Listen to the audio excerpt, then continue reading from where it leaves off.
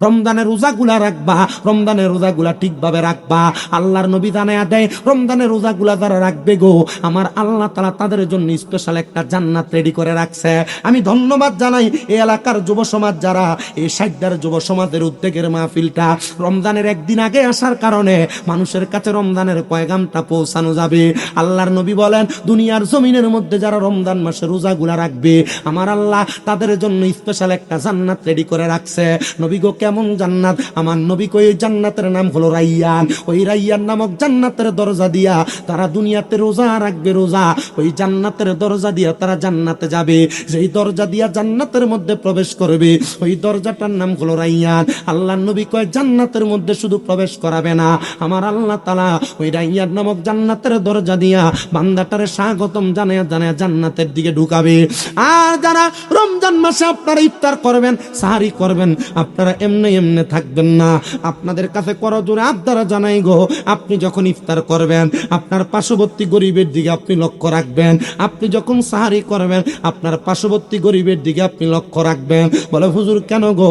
আল্লাহর নবী জানায়া দেয়, যখন তোমরা সাহারি করবা, ইফতার করবা, তখন তোমরা গরিবের দিকে নজর করবা। নবী গো কেন? বলে যদি তোমাদের সম্ভব হয় তোমরা একজন ইফতার রোজাদার ব্যক্তিকে 3টা খেজুর দ্বারা ইফতার করাও। যদি এর চাইতে কম সম্ভব হয় এক গ্লাস দুধ দিয়া তুমি ইফতার করাও। যদি তার চাইতে কম সম্ভব হয় একটা গাছ পানি দিয়া তুমি রোজাদার ইফতার করাও। নবী গো আমার কি লাভ হবে? নবী আমার বলে, একটা রোজাদার ইফতার করাইলে সে রোজারাই কাজে সওয়াব অর্জন করবে, তুমি তার ইফতার করে তার সমপরিমাণ সওয়াব অর্জন করবা। অথবা অনচেত কিন্তু তার আমলনামা থেকে তার রোজার একটু সওয়াব তার থেকে কমবে না। এজন্য আমি আপনাদের সবার কাছে আবদার করব, যেহেতু আগামীকালকে থেকে তারাবি শুরু হয়ে যাবে, আপনারা সবাই মনোযোগ দিয়া শুনেন গো মুসলমান ও ইমানদারের দলেরা। আপনারা নিজেরা এই রমজান মাসে আল্লাহ তাআলা 70 গুণ থেকে 700 গুণ সওয়াব আল্লাহর বান্দাদেরকে দান করে। আপনারা রমজানের সওয়াবগুলো অর্জন করার জন্য রোজাদারদের মাঝে ইফতার বিতরণ করবেন, রোজাদারদের মাঝে সাহারি বিতরণ করবেন। আর সতর্ক করি, রমজান মাসে আপনার একটা তারাবির নামাজও মিস করবেন না। বলে হুজুর কেন মিস করব না? কারণ প্রত্যেকটা তারাবির নামাজ আপনার জন্য গুনাহ মাফের একটা মাধ্যম, প্রত্যেকটা তারাবির নামাজ আপনার জীবনের পরিবর্তনের একটা মাধ্যম। প্রত্যেকটা তারাবির নামাজে আমার আল্লাহ তাআলার অসংখ্য ফেরেশতারা আপনার জন্য এক একটা পুরস্কার নিয়ে অপেক্ষা করতে থাকে। এ মুসলমানেরা, এজন্য আপনারা তারাবির নামাজটা আদায় করবেন। তারাবির নামাজের দিকে যদি আমরা তাকাই, লক্ষ্য করে দেখা যায় প্রথম দিন মসজিদ একবারে পুরা, 2 দিন 3 দিন 5 দিন যাওয়ার পর মসজিদের মুসল্লি আর 2 কাতারও থাকে না, 1 কাতারও থাকে না। বলে কারণটা কি? কারণটা কি? এরা জবাব দিবে 2 দিন 3 দিন পরে ঈদ আগমন করতেছে, আমরা ঈদের মার্কেটিং নিয়ে ব্যস্ত থাকি। কিন্তু জানো মুসলমান, রমজান মাসে তোমার জন্য বড় একটা আগাম সুখবর। রমজান মাসের শেষ 10 দিন যখন আগমন করত, আম্মা জান আয়েশা সিদ্দিকা থেকে হাদিস বর্ণিত, তিনি বলেন যখন রমজানের শেষ 10 দিন আগমন করত, আমার নবীজি ইজারটাকে, লুঙ্গিটাকে টাইট করে বেঁধে ফেলতেন। ইয়া রাসূলুল্লাহ, এটা দিয়ে আপনি কি বুঝাইলেন? নবী আমার জানায়া দেয়, রমজান মাসের শেষ 10 দিনে যখন লাইলাতুল কদর বেজর রাত্রিতে আগমন করে, ওই বেজর রাত্রিতে আল্লাহ তাআলা বান্দার গুনাহগুলো মাফ করে। বান্দা যেন লাইলাতুল কদরের বেজর রাত্রিগুলাতে আমার আল্লাহ তাআলার বেশি বেশি করে স্মরণ করে, বেশি বেশি করে কোরআন তেলাওয়াত করে, বেশি বেশি করে লাইলাতুল কদরে ইবাদত করে, আমার আল্লাহ তাআলা বান্দাটারে আল্লাহর প্রিয় বান্দা হিসেবে কবুল করে নিবে। কিন্তু সতর্ক আমার পর্দার অন্তরালের মা বোনেরা, রমজান মাসের শেষ 10 দিনে ইবাদত বেশি করবে দূরের কথা, এরা শপিং করা নিয়ে বেশি ব্যস্ত থাকে। হ্যাঁ, ঠিক হইল না হইল?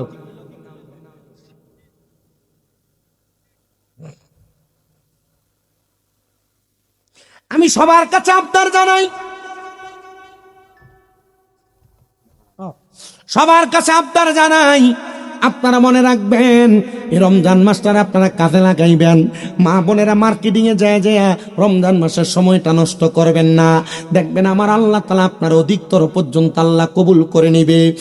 প্রিয় মুসলমান শুনো, আমি আরেকটা কথা বলে দিয়ে যাই, এখানে অনেক সন্তানের আসো, মা হারা বাবা হারা, সামনে রমজান মাস আসতেছে, আপনারা মা বাবারে বড় মিস করবেন। বলে হুজুর কেন? কারণ রমজান মাস আগমন করলে ওই মা বাবাই কিন্তু রাত্রবেলা আপনার ডাক দিয়া দিয়া তুলতো। রমজান মাস আগমন করলে সাহারি খাওয়ার জন্য বারবার মা আপনারে ডাকতো। এখন মা কবরে আপনারে কেউ একবার ডাক দিয়ে উঠায় না। অনেক সন্তানেরা ওই মা বাবার জন্য আফসোস করে, রমজান মাসে তারা ইফতার সামনে নিয়ে নিয়ে কান্দে। কারণ ওই মা বাবা সন্তানটার দামি দামি ইফতার, সুন্দর সুন্দর ইফতার বানায় খাওয়াইতো। এখন সন্তান লক্ষ লক্ষ কোটি টাকার মালিক, সন্তান তার মা বাবার একটু ইফতার খাওয়াইতে পারে না। খাওয়াইবে কেমনে? মা বাবা তার কবরের বাসিন্দা। সন্তান, ঈদের দিন নতুন জামা কাপড় সবাই পরবে, তোমার জন্য তোমার মা বাবা নতুন জামা কাপড় ক্রয় করেছে, কিন্তু তোমরা একটা বারও কি চিন্তা করো না, তোমার অনেকের মা কবরে, অনেকের বাবা কবরে, তোমরা কিন্তু ঈদের দিনে নতুন মা বাবার জামা কাপড় কিনা দিতে পারবা না। আমি সবার কাছে করো জোরে আপনার জানাই রে সন্তানের দলেরা, আপনারা মনে একটা খুশির জোয়ার রাখবেন আর আল্লাহ তাআলার কাছে দোয়া করবেন, আল্লাহ তাআলা যেন আপনাদের মা বাবা যাদের কবরে আজকের মাহফিলের উসিলায়, সামনে রমজানের উসিলায়, তারাবি সাহার ইফতারের উসিলায় আপনাদের মা বাবারে কবরের মধ্যে জান্নাতি খানা পেনার ব্যবস্থা করে দেয়। আমরা তো হাসি তামাশা করে সময় কাটিয়ে দিই, কিন্তু রমজান মাস আগমন করলে কবরবাসীরা বড় খুশি হয়ে যায়, বড় খুশি হয়ে যায়। কারণ আমার আল্লাহ তাআলা এ পুরা একটা মাস কবরের আযাব মাফ করে দিয়া দেয়।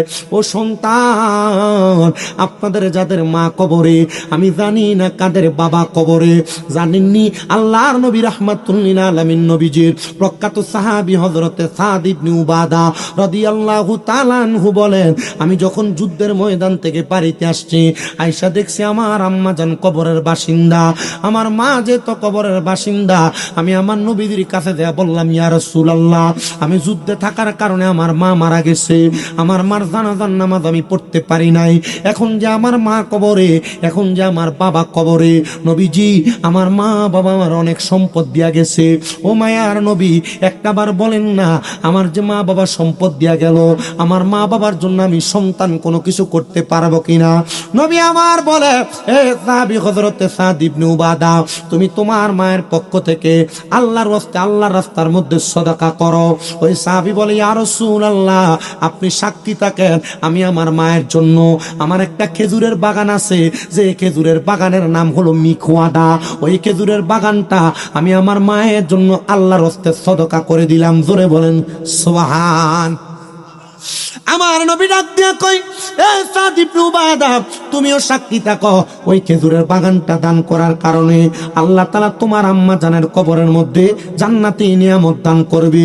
পরের দিন সকালবেলা ওই সাহাবী কান্না করতে করতে আমার নবীজির দরবারে, নবীজি, আমি স্বপ্ন দেখেছি আমার মা জান্নাতি খানা খাইতেছে।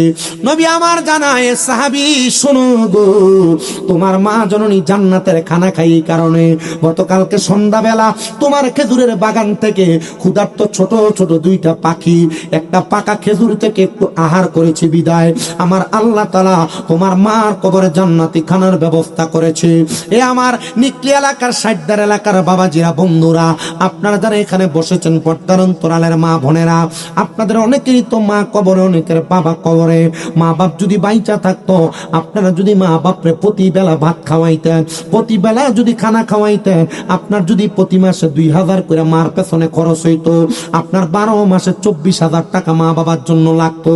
আপনার মা বাবার যদি প্রতি মাসে 1000 টাকা করে হাত খরচ দিতেন, তাহলে প্রতি মাসে 1000 করে দিলে 1 বছরে 12,000 টাকা লাগতো। মা কবরে, বাবা কবরে যাওয়ার সময় আপনার লক্ষ লক্ষ টাকার সম্পদ দিয়া গেছে, জায়গা দিয়া গেছে, যদি না দিয়া যাইতো, আপনি যদি ভাড়া থাকতেন, প্রতি মাসে যদি 5000 করে ভাড়া দিতেন, 12 মাসে 60,000 টাকা ভাড়া দেওয়া লাগতো। আল্লাহ, কোন সন্তান জানিয়ে মাহফিলে বসছে, সন্তান লক্ষ টাকার মালিক, কিন্তু মা বাবা কবরে। মা বাপকে চেষ্টা করলে একবেলা খানা খাওয়াইতে পারে না, মা বাপকে চেষ্টা করলে দামি জামা কাপড় কিনা পরাইতে পারে না। একজন সন্তান কি দাঁড়ায় বলবা, হুজুর আমার মা কবরে, আমার আব্বা কবরে, আমার মা বাবা আমার সম্পদ দিয়া গেছে, টাকা পয়সা দিয়া গেছে, আম্মা আব্বার জন্য দোয়া চায়, আমি আমার আম্মা আব্বার জন্য আগামী বছরে মাহফিলের মধ্যে 10,000 টাকা এক নম্বরে দান করে দিব। একটা সন্তান যদি টাকা মা বাবার জন্য 5,000 টাকা এক নম্বরে দান করে দিবে, পারলে নগদ দিবে, না পারলে আগামী বছর মাহফিলের মধ্যে দিবে। কে দিবে? একজন সন্তান চায় যে সন্তান তার মার জন্য বাবার জন্য 10,000 টাকা কোরবান করবে। বলে হুজুর, নবী কয় উম্মত রে, যেই ব্যক্তি মক্কায় গেল কিন্তু মদিনায় গেল না, সে যেন আমি নবীর উপর জুলুম করলো। নবীজি গো, আমরা তো মক্কায় যাইতে চাই, মদিনা যাইতে চাই, আমরা টাকা নাই, পয়সা নাই, ধন নাই, দৌলত নাই, সম্পদ নাই, আমাদের কাছে কোনো কিছু নাই, তো আমরা কেমনে মদিনায় যাইব?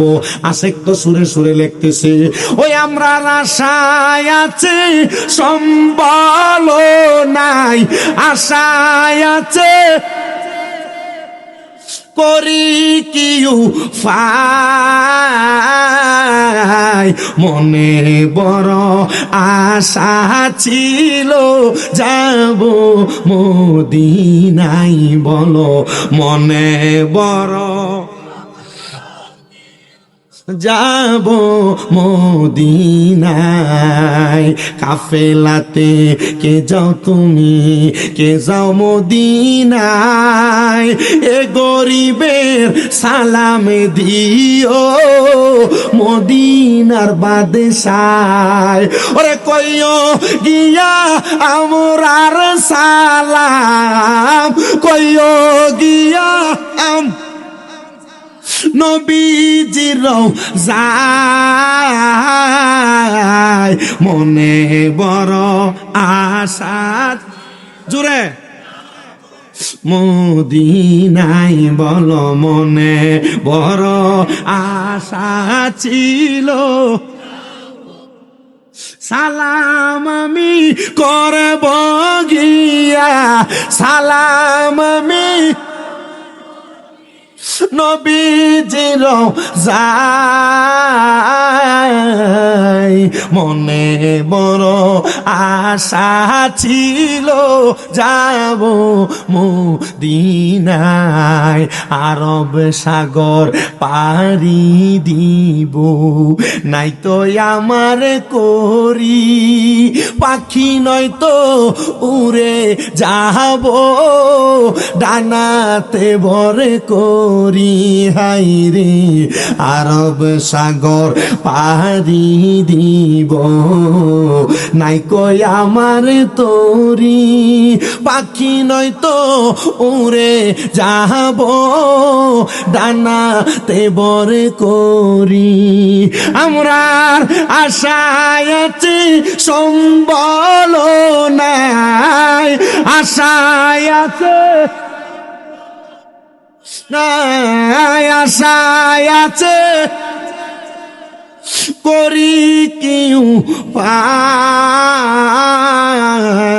মনে বড় আশা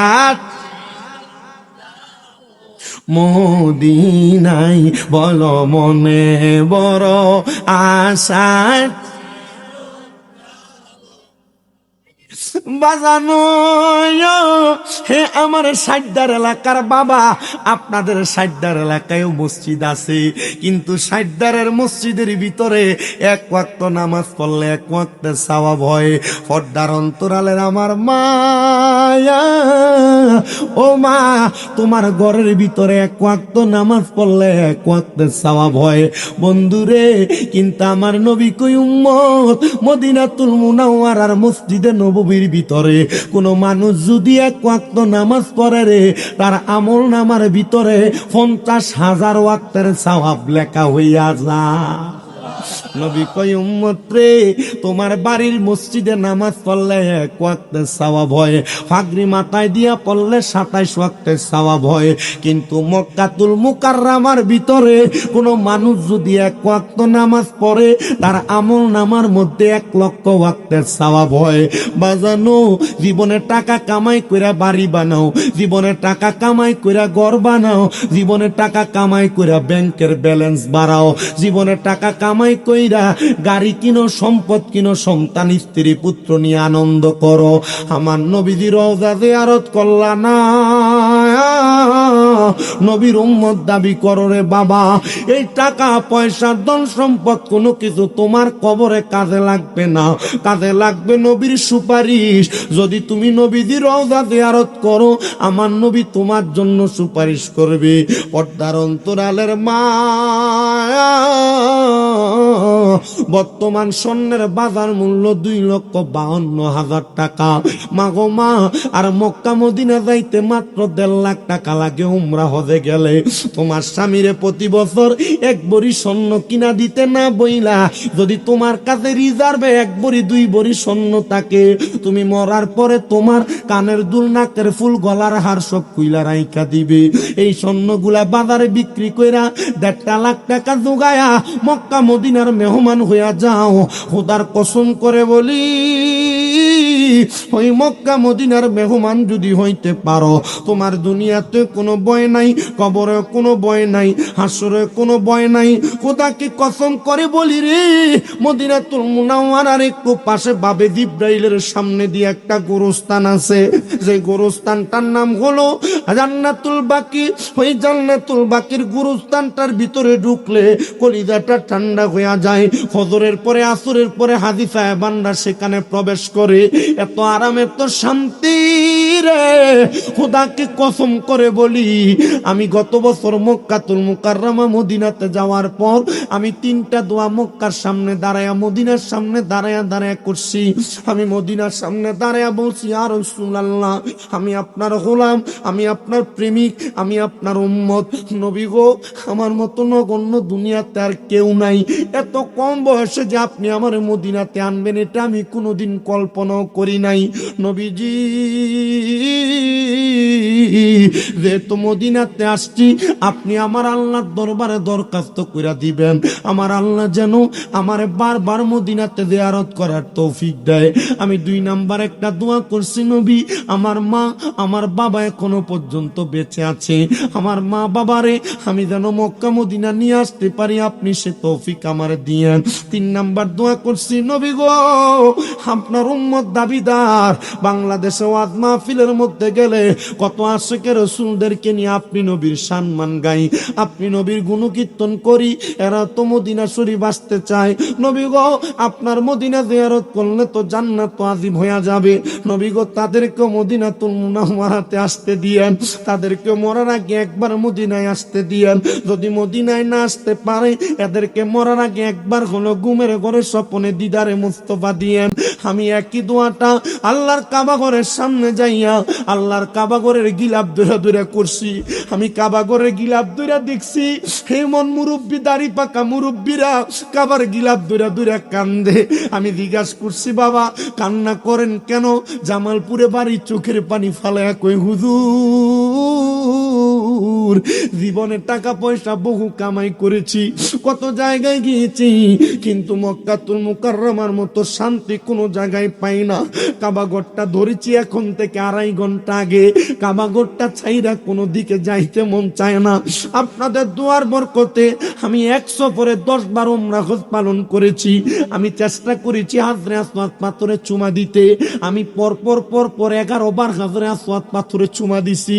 জানেননি, শরীরের শক্তি যতদিন আছে রে যুব সমাজের দল, তাড়াতাড়ি মক্কায় যাও, কারণ বহু মুরব্বীরা হাজরে আসওয়াদ পাথরে চুমা দিতে যাইয়া মানুষের চাপা খায়া সেখানে মইরা পইরা থাকে। আমি বারবার যখন যাই, আমি আল্লাহর কাছে কইছি, আল্লাহ গো, আমি গুনাহগার, আমার অনেক গোপন গুনাহ আছে, আমার গুনাহগুলা তোমার পাথরে চুমা দিলে মাফ হয়ে যাবে। ও আল্লাহ, দুনিয়ার কত মানুষ তোমার কাবা ঘরের সামনে আইসা তোমার কাবার মধ্যে চুমা দিতে চায়, হাজরে আসওয়াদ কালো পাথরে চুমা দিতে চায়। আল্লাহ গো, মাকাম ইব্রাহিমে চুমা খাইতে চায়, তোমার মিজাবে রহমতে চুমা খাইতে চায়, কাবার দরজায় ধরে চুমা খাইতে চায়। যে জায়গার মধ্যে 2 রাকাত নামাজ পড়লে দোয়া কবুল হয়, ওই জায়গার মধ্যে নামাজ আদায় করতে চায়। আল্লাহ ও আল্লাহ, এদেরকে একবার হলো মদিনাতুল মুনাওয়ারায়, মক্কাতুল মুকাররমায় আনার সুযোগ করে দাও। হে যুবক ভাই, তুমি কক্সবাজার সফর করার জন্য বছরে 10-15 হাজার টাকা বাজেট করো, সিলেটের মধ্যে সফর করার জন্য 10-15 হাজার টাকা বাজেট করো। এখন থেকে নিয়ত করো, আল্লাহর নবী জানায় দেন বুখারীর হাদিস, নিয়াতুল মুমিনিন খায়রুম মিন আমালি, মুমিনের নিয়ত তার আমলের চাইতে উত্তম। ওই কক্সবাজার যায় টাকা নষ্ট না কইরা, দুনিয়ার পার্কে যায় টাকা পয়সা নষ্ট না কইরা, নদী বন্দরে ঘুরে টাকা পয়সা নষ্ট না কইরা, এখন থেকে 10 টাকা 20 টাকা 50 100 1000 টাকা কইরা কইরা জমাও, মক্কা মদিনা যাইবা মনে কইরা। খোদার কসম করে বলি, যদি মনে নিয়ত করো কিন্তু যাইতে পারো নাই, মারা গেছো, আল্লাহ তাআলা আমলনামায় মক্কা মদিনা যাওয়ার সওয়াব দান করব। খোদার কসম, খোদার কসম, খোদার কসম করে বলি, যদি মক্কা মদিনা যাইতে পারো, দুনিয়ার কোনো জায়গা তোমার ভালো লাগবে না, দুনিয়ার কোনো দেশ তোমার ভালো লাগবে না, দুনিয়ার কোনো স্থান তোমার ভালো লাগবে না, কারণ সবচাইতে সুন্দর, সবচাইতে আকর্ষণীয় জায়গা মক্কা আর মদিনা। শেখ বলে, আরে লন্ডন, প্যারিস, ওয়াশিংটন, বার্লিন যেতে চাই না, হংকং, বেজিং, টোকিও, সিঙ্গাপুরও চাই না, মৌনা আমার যেতে চাই এই দুনিয়ার একটি জায়গা, সেই জায়গাটার নাম হলো সোনার মদিনা। বলো, সেই জায়গাটার নাম হলো সোনার মদিনা। জোরে বলেন, সেই জায়গাটার নাম হলো সোনার মদিনা, সেই জায়গাটার নাম হলো সোনার মদিনা। হায়রে সোনার মদিনা, আমার প্রাণের মদিনা, সোনার মদিনা, আমার প্রাণের মদিনা, সেই জায়গাটার নাম হলো সোনার মদিনা, সেই জায়গাটার নাম হলো সোনার মদিনা। হায়রে নারী বাড়ি গাড়ি নিয়ে দুনিয়া পাগল, যশ খেতে পাড়া বাড়ি চলছে অনর্গল, নারী বাড়ি গাড়ি নিয়ে দুনিয়া পাগল, যশ খেতে পাড়া বাড়ি চলছে অনর্গল, নারী বাড়ি যশ খেতে নাই রে কামনা, নবীর জিয়া রতে যাব সোনার মদিনা, সেই বাসনা পূর্ণ হবে দেখলে মদিনা, সেই বাসনা পূর্ণ হবে দেখলে মদিনা।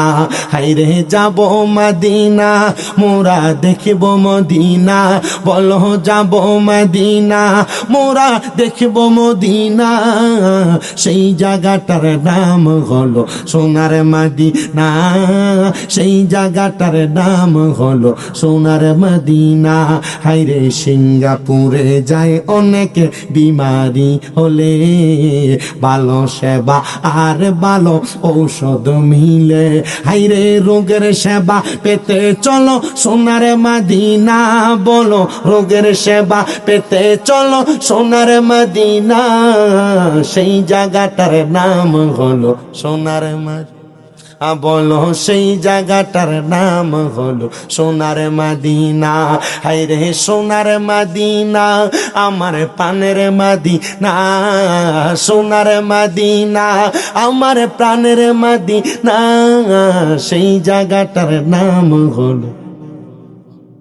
তো বাবা, আমি যে কথা বলতেছিলাম, মুসলমান যেহেতু দাবি করেন, মুসলমান হিসেবে আপনার যে কেবলা, ওই কেবলা মক্কাতুল মুকাররমাতে একবার আপনি তাওয়াফ করার চেষ্টা করবেন, একবার যাওয়ার চেষ্টা করবেন, দেখবেন মক্কা মদিনা যাইতে পারলে আল্লাহ তাআলা আপনার মনের নেক নেক মাকসুদগুলো পূরণ করবে। অনেক সন্তানের এখানে আছেন, আপনাদের কাছে করজোড়ে আবদার করি, আপনাদের সম্পদ থাকলে, টাকা পয়সা থাকলে, আপনাদের মা বাবার সম্পদ থাকলে, আপনারা আপনাদের সম্পদ বিক্রি কইরা, আপনারা সম্ভব হলে আপনাদের মা বাবারে মক্কা মদিনা পাঠাই পাঠাইবেন। দেখবেন আমার আল্লাহ তাআলা আপনাদের মা বাবার মক্কা মদিনা সফরের উসিলায় আপনাদের জীবনের গুনাহ মাফ করে দিবে। আপনার সম্পদ বিক্রি করে পাঠাইবেন, আপনি মনে মনে চিন্তা করতেছেন, বলে হুজুর আমার সম্পদ কি কমে যাবে না? না না না, নবী আমার জানাই রে, কোন মা বাপ যদি সন্তানের জন্য দোয়া করে দোয়ার সাথে সাথে কবুল হয়ে যায়। যদি কোন সন্তানের মা বাবা মক্কার কালো গিলাপটা দৌড়া দৌড়া দোয়া করে, আল্লাহ আমার সন্তান সম্পদের চিন্তা করে নাই, টাকা পয়সার চিন্তা করে নাই, আল্লাহ তুমি আমার সন্তানটারে তুমি আরো সম্পদ দিয়ে তার কলিজা ঠান্ডা করো। আমি জানতে চাই আমার আল্লাহ তাআলা ওই সন্তানটারে অধিক পরিমাণ সম্পদ দিতে পারে কি পারে না? প্রিয় মুসলমান শুনেন, আপনাদের কারগুজারির জন্য আমি আপনাদেরকে ছোট্ট একটা ঘটনা শোনায় দেই। ঘটনাটা শোনাইলে আপনারা আরো ভালো করে বুঝতে পারবেন। আল্লাহ তাআলার একজন বুজুর্গ বান্দা, যেই বুজুর্গ বান্দাটা যিনি বসবাস করতেন দামেস্ক এলাকার মধ্যে, বসবাসরত অবস্থায় ওই বুজুর্গ বলেন, আমি দামেস্ক এলাকার মসজিদের মধ্যে নামাজ পড়াইতাম। নামাজ পড়াই যিনি, তিনাকে আপনারা বলেন ইমাম। কি ইমাম বলেন? উনি বলেন আমি নামাজ পড়াইতাম, বহুদিনের শখ আমি মনে মনে নিয়োগ করেছি আমি মক্কায় যাব, মদিনায় যাব তাওয়াফ এবং জিয়ারত করার জন্য। আমি যাওয়ার জন্য যখন চিন্তা করলাম, মনে মনে এরাদা করলাম, আমি অনেক কষ্ট করে কিছু দিরহাম আমি যোগ করলাম। মানে দামেস্ক থেকে মক্কা এবং মদিনা সফর করে আসার জন্য 1000 দিরহাম লাগে। আমার কাছে 1000 দিরহাম নাই, মাত্র 700 দিরহাম আমি আমার কাছে জোগাড় করে রাখলাম। আমি জুমার নামাজ আদায় কইরা আমার মসজিদের সব মুসল্লিদের কাছে বলতে লাগলাম, মুসল্লির দলেরা, আমি আপনাদের ইমাম, আমি আপনাদের খতিব, আপনাদের কাছে আমি একটা বিদায় আরজ করি। আমি নিয়ত করেছি, ইরাদা করেছি আমি মক্কা মদিনা যেয়ে হজ করব। এখন আমার কাছে অর্থ যা আছে আমি তা নিয়ে মক্কা মদিনা রওনা করতেছি। আপনারা আমার জন্য একটু খাস করে দোয়া করবেন।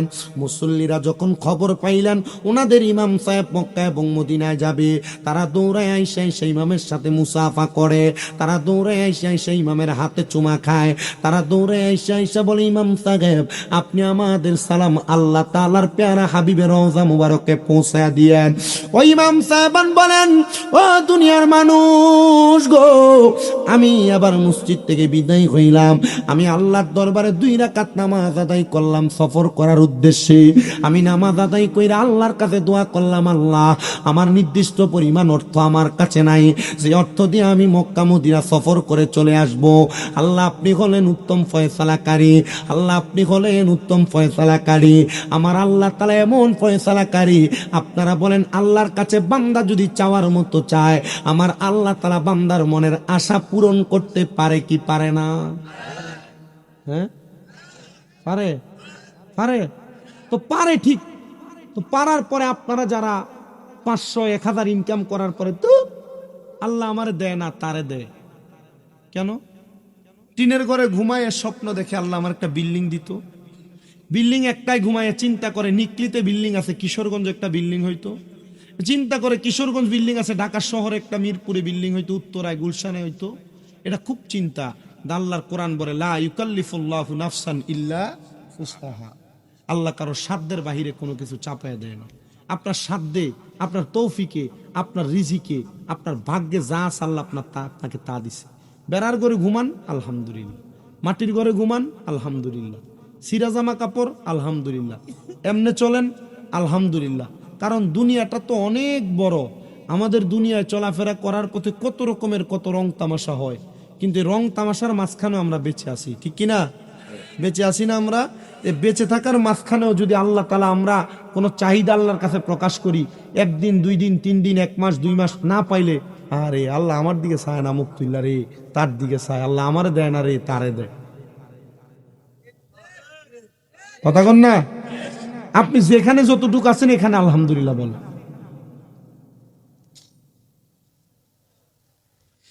প্রিয় আমার মুসলমানের দল, আল্লাহর ওই বুজুর্গ বলেন, আমি আল্লাহর প্রতি তাওয়াক্কুল করে রওনা করলাম। টাকা লাগে, দিরহাম লাগে 1000, আছে মাত্র কত? 700 না, 700। সবাই আইসেন ওই আল্লাহ তাআলার বন্ধুর সাথে আল্লাহর ওই বুজুর্গের সাথে সাক্ষাৎ করে মুলাকাত করে। আল্লাহর বুজুর্গ বলে, মুলাকাত শেষ করে আমি আমার ওটের পিঠে চইরা আমি সামনের দিকে রওনা করলাম। এমন টাইমে আমি দেখলাম একজন বৃদ্ধ মহিলা হাতের মধ্যে লাঠি বট দিয়া দিয়া আমার সামনে আসছে। সামনে আইসা ডাক দিয়া বলেন, ওগো হুজুর, আপনার কাছে আমার একটা আবদার। আমি খবর পাইলাম আপনি নাকি মক্কা এবং মদিনায় সফর করতেছেন। হুজুর বলে, মা হ্যাঁ আমি সফর করতেছি, কিন্তু আপনি কেন আমার পথের রাস্তার মধ্যে দাঁড়ায় গেলেন গো? মহিলা ডাক দিয়ে কই, হুজুর আমি অনেক দিন ধরে ধরে মনে মনে চিন্তা করেছি মক্কা মদিনা যাব, কিন্তু আমার থলহাম আছে, বহু বছর পর্যন্ত জমাইতেছি, কিন্তু 300 দিরহামের বেশি আমি আমার যোগ্যতা দিয়ে জমাইতে পারি নাই।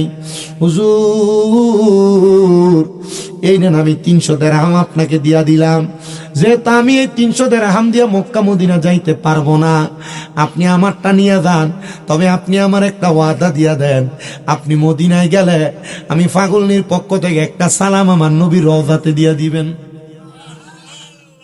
এর দরকার ছিল 100 দিরহাম, কাছে আসিল 100, বেরিয়ে এনে দিছে কত? 700 আর 300 হইল কত? হ্যাঁ, বাইরনের সময় তাওয়াক্কুল করছে কার উপরে? কার উপরে? আমি আপনাদেরকে এটা বুঝাইতে চাইছি, তাওয়াক্কুল হবে একজনের। কি কয় না তো? কার কাছে তাওয়াক্কুল করতে পারবেন তো কাজ শেষ। আপনি আপনার তাওয়াক্কুল করছেন, আপনার ইবাদত কবুল করার মালিক আল্লাহ। আপনি আপনার তাওয়াক্কুল করছেন, আপনার দান কবুল করার মালিক আল্লাহ। আপনি আপনার তাওয়াক্কুল করছেন, আপনার সফর মক্কা মদিনা নেওয়ার মালিক আল্লাহ। আর হাদিস দিয়ে বুঝাই দিচ্ছেন যেহেতু যাইতেই পারবেন না, রাস্তা অ্যাক্সিডেন্ট করে মরে গেছেন, কয় আমল নামার ভিতরে যাওয়ার সওয়াব হয়ে গেছে। ই বুড়া মক্কা মদিনা যাইবার লেগে শখ নাই? শখ আসেনি বুড়া বেটা? জীবনে শুধু টেহা কামাই করছো আর ফাতার বিড়ি টানছে বেটা। কষ্ট নিতেছ, কষ্ট নিয়েন না। মুসলমান হিসেবে সবার মনে একটা আশা দরকার, মনে একটা আকাঙ্ক্ষা থাকার দরকার, যেন মক্কা মদিনা যাইতে পারে। আপনাকে সহজ একটা কথা বুঝাই। আমি যেদিন হজ করে আসছি, আমার আম্মা আমারে কয়দিন পরে বলছে, আমরা মনে কপালে মক্কা মদিনা যাওয়ার নাই। আমার আম্মা আমারে কইছিল, আমি কইছি অবশ্যই আছে। বেরিয়ে তুই কথা কই দিলে বেরিয়ে আইন, দেখছি যে এক লগে থাকলে বাইরে বেরি করে না, তোমরা বইলে এক লগে যত কথা কবে।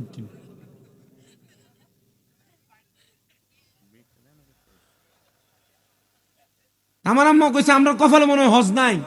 আমি কইছি আছে, না আছে বলে কইছি মাহফিলটি শেষ করে আপনাদেরকে নিয়ে যাও। এর মধ্যে আমার আম্মা অসুস্থ, আজকে 9 মাসের উপরে, অনেকে হয়তো জানে। তা আমি এই 9 মাস যে অসুস্থ, আমার আম্মার যথেষ্ট খেদমত চালাইছি। আমি এই 9 মাসের ভিতরে আমার আম্মা যখন অপারেশন হয়েছে, আমি 2 মাস 11 দিন আমি আমার খাটে 1 মিনিটের জন্য আমি শুইছি। আম্মা খাটে, আমি নিচে শুইছি। এ আমার বললে তো শরমের কিছু না। আমি আমার এই হাতগুলা দিয়ে আমার আম্মার প্রস্রাব পায়খানাগুলো পরিষ্কার করছি। এমন হয়েছে যে একবার পরিষ্কার করছে আবার করছে। এত বয়স হয় নাই, বোঝেন? আমি বড় ফুটেলে আমার মা বাপের বয়স কত হইব? একবারে কম। আমার আম্মা অপারেশনের পরে ডাক্তার বলছিল যে মনে হয় না যে হাঁটবে। আলহামদুলিল্লাহ এখন এক হাতের স্ট্যান্ডে ধইরা ধইরা একটু একটু হাঁটে। আমি ডাক্তারের কাছে 7 মাসের সময় যাই বলছিলাম, ডাক্তার সাহেব আমার আম্মাটা তো হাঁটতে পারে না, পারলে 10-15 লাখ টাকা নিয়ে যান, আমার আম্মার একটু হাঁটার ব্যবস্থা করে দেন। ডাক্তার আমার জবাব দিছে, শামীম সাহেব টাকা দিয়ে যদি সব হইতো তাহলে আপনার মা অপারেশনের পরের দিনে হাঁটতো। আমি কইলাম জি। আমি নিয়ত করছি, আল্লাহ আমি আমার টাকাটা মক্কা মদিনা যাইবার লাগিয়া আমার মা বাপ যদি যেদিন আমার মা অসুস্থ থেকে সুস্থ হয়ে যাইব, আমি টাকাটা দিয়ে আমার আম্মা আব্বার হলে মক্কা মদিনা যাব। এখন কিন্তু আমার কাছে টাকা আছে, কিন্তু আমার মারে মক্কা মদিনা নেওয়ার মতো সামর্থ্য আছে। কেন? অসুস্থ। এজন্য বুড়া বেড়া আইনো জিফুতের সম্পদ দিয়ে দেবা, তুমি মরার পরে তোমার জিফুতে কবরের কাছে যে এমনও ফুতেতে আছে, মুরব্বী আছে, জিগাও বাপ মার কবরের সামনে লয়ে গেলে কোনটা কবরস্থানের সামনে নিলে কোনটা কবর এটাই দেখাই দিতাম না। তো কার কাছে তুমি টাকা পয়সা দিয়ে যাইবা? সবার কাছে আমি এই দূর আবদার করছি, যেহেতু তোমার এই সম্পদগুলা সম্পদের মতো পড়ে থাকবে, তুমি তোমার সম্পদরা আল্লাহর হস্তে কাজে লাগাও। মক্কা মদিনা যাও, দেখবা বড় কামে লাগবে। রাজি নাই? রাজি নাই? অনেকে চিন্তা করতেছে হুজুর অক্ষণ হইছে একটু জিকির করলেন না। আপনার কি জিকির করা লাগবো? লাগবো যদি হয় ওয়াজ আগে মনোযোগ দিয়ে শোনে। জিকিরও করবো, আমি সব করি, মাহফিলের শ্রোতাদের জন্য আমি সব করি, কিন্তু আমার ওয়াজটা আগে দরকার। সামনে রমজান মাস চলেছে, কালকে তারাবির নামাজ পড়বেন না আপনারা? ওই দিন প্রিয় মুসলমান, আল্লাহর ওই বুজুর্গ বলেন, আমার তো ওই বৃদ্ধ মহিলা হাতের মধ্যে করে একটা পুটলি আইনা আমার হাতের মধ্যে দিছেন। যে পুটলির মধ্যে দেড়হাম ছিল, 300 দেড়হাম। মহিলা বললেন, হুজুর এ দেড়হামটা আমি আপনাকে দিলাম, মক্কা মদিনা যায় আল্লাহ রাসূলের রওজার সামনে একবার আপনি আমার সালাম দিবেন, আর মক্কার সামনে যাইয়া আপনি আমার জন্য একটু দোয়া করবেন, চলবে, আমার আর কিছু লাগবে না। হুজুর ডাক দেখো, আল্লাহ ও আল্লাহ গো, আমার জীবনে কোনো চাহিদা নাই, আল্লাহ তুমি আমার একটা চাহিদা এখন পূরণ করে দিছো, আর আমারে বুঝাই দিছো তোমার উপর কেউ যদি তাওয়াক্কুল রাখে তার কোনো ভয় নাই, তার কোনো টেনশন নাই। আল্লাহর উপর তাওয়াক্কুল করে ওই আল্লাহর বান্দা উনি চলে গেলেন। সামনের দিকে যাইতে যাইতে যাইতে যাইতে ওই এলাকার বাদশার সঙ্গে দেখা করে আবার তিনি চলে গেলেন মক্কায়। আল্লাহর ওই বুজুর্গ বলেন, আমি মক্কায় যা দেখলাম, যে মহিলা আমাকে অর্ধেক রাস্তার মধ্যে 300 দিরহাম দিয়ে সহযোগিতা করছে, আমার আগে এই বেডি মক্কা তাওয়াফ করতেছে গুইরা গুইরা। ওরে চাইলে কেহ পীরের বস্তু নাহি নিতে পারে, আবার উপযুক্ত হইলে রে দয়াল টান দিয়া নেই কাছের তোরে, টান দিয়া নেই কাছে, আরে জোর করিয়া দিবে তোরা, জোর করিয়া দিবে তোরা ববের যত প্রেম জ্বালা, কেউ বুঝিতে পারে না রে কামেল পীরের খেলা, আরে কেউ বুঝিতে পারে না রে ওলি আল্লাহর খেলা। জোরে কন্যা বাবা, ঠিক কিনা? কোন পীরের খেলা? কামেল পীরের খেলা। আমারে বাবা বর্তমানে অনেক পীর আছে রে বাবা, মুরিদান সামনে বয়া রাইকা রাইকা, কথা কন্যা বাবা, আছে না নাই? বহুত ফিসাব আছে, বেডিয়াত মুরিদানের সামনে লইয়া লইয়া বইয়া থাকে, বেডিয়াতের পর্দা নাই, ফিসাবও বইয়া থাকে, বেডিয়াতে কত সুন্দর ফিসাবের ফাউডার ভিতরে ধরে ধরে সালাম করে। হুদার কসম, যে পীর সিগারেট খায়, যে পীর বেডিয়াতে বইয়া থাকে, এটা পীর না, এটা শয়তান। আর যে পীর সিগারেট খায়, এ পীরের মুরিদ গাঞ্জা খাইবো, এটা স্বাভাবিক। আর যেগুলা সিগারেট খায় এগুলা পীর না, এগুলা শয়তান। এগুলার সাথে সুন্নিদের সাথে পূর্ব কোনো সম্পর্ক ছিল না, বর্তমানে কোনো সম্পর্ক নাই, ভবিষ্যতে কোনো সম্পর্ক সিগারেট খাউন না পীরের লগে থাকবে না। হাত তুলে বলেন ঠিক না বেঠে?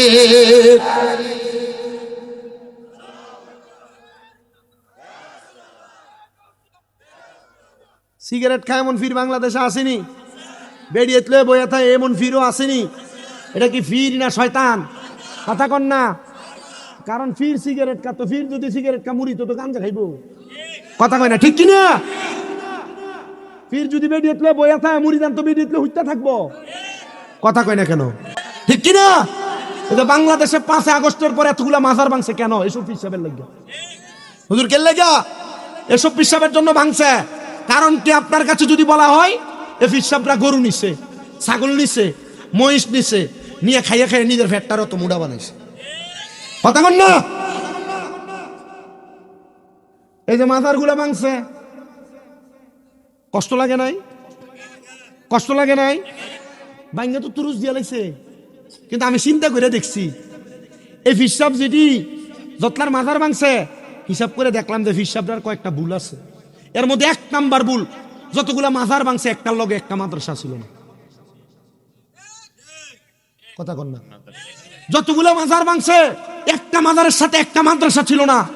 যদি মাজারগুলোর সাথে এক একটা করে মাদ্রাসা থাকতো, আর যদি মাদ্রাসার ভিতরে 200-400 পোলাপাইন থাকতো, যে ফকিন্নের ফুতাইতে মাজার ভাঙতে ছিল, যদি মাদ্রাসার 200-400 পোলাপাইন 200-400 লাড়ি লিয়ে দৌড়ানি দিত, বাঙ্গুইনা দিলে টোয়াই ভাওয়া গেল হইলে। আপনারা মনে হয় বুঝেন নাই। বুঝছেন তো? আজকে থেকে ওয়াদা করেন, যে ফিরের কোনো মাদ্রাসা নেই, এই ফিরের হাদিয়া দেওয়ান বন্ধ। যে ফিরের কোনো মাদ্রাসা নেই, এই ফিরের দরবারে গরু ছাগল দেওয়ান বন্ধ। যে পীরের কোনো মাদ্রাসা নেই, এই পীরের হাদিয়া দেওয়ান বন্ধ।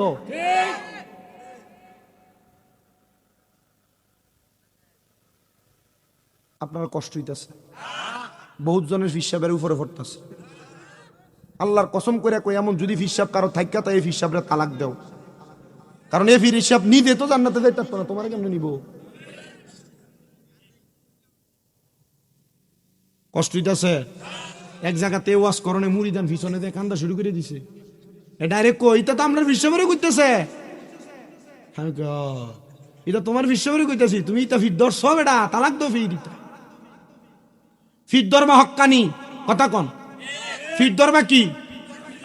আরে আবু দাউদ শরীফ 303 নাম্বার পৃষ্ঠাতে হাদিস বলে দিছে কেমন পিঠ ধরবেন। নবীজি কেমন? ইযা রুউ যুকিরাল্লাহু আযজা ওয়া জাল্লা, যে ফিরের চেহারার দিকে চাইলে আল্লাহর কথা মনে হয়, এটা হক্কানি ফির। এটা ওয়াজ করলে ভাল লাগে না। হিসাব দাবি করে, পিছন দিয়ে নাম দিছে উরুস মুবারক, বেরিয়ে না চায়, এটাও কি হিসাব? জোরে ক। খোদার কসম করে বলি, আল্লাহর কসম করে বলি, যারা উরুস মুবারকের নাম দিয়া বেরি দিয়া উরুস মুবারকের ভিতরে গান বাজনা করে, এরা ভণ্ড, এরা ভণ্ড। এদের সাথে সুন্নিদের কোনো সম্পর্ক নাই। বলে হুজুর সামা কাওয়ালি করি, সামা কাওয়ালি যদি হয় জায়েজ আছে, তবে বেরি দিয়া না। কথা কই না করে।